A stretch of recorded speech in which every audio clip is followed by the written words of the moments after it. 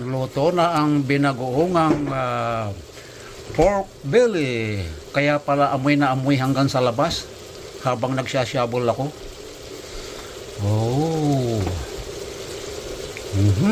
Thank you Lola. Masarap sa malamig na panahon. Ayan. Ito po. Rice pa more nito. Okay, kain na tayo mga bata. Hindi bata, mga anak ko yun.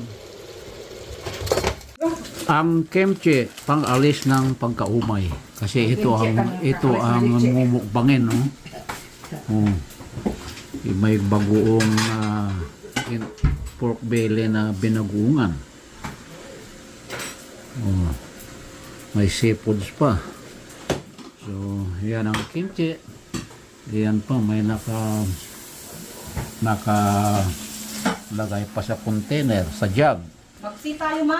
So, Yeah. something different naman ngayon. Bibili kayo ng pagkain kaya hindi Kaya ito yung kanina, sabi ko ng gano'n. dinagdagan pa ng something different. Mayroong fat siya. Yan, Kasi so piliin mo na lang yung sira ang diet na naman. Kain na tayo mga kapatid. Alright, Kaya sa ano? ubusin natin ito. Dami-dami yung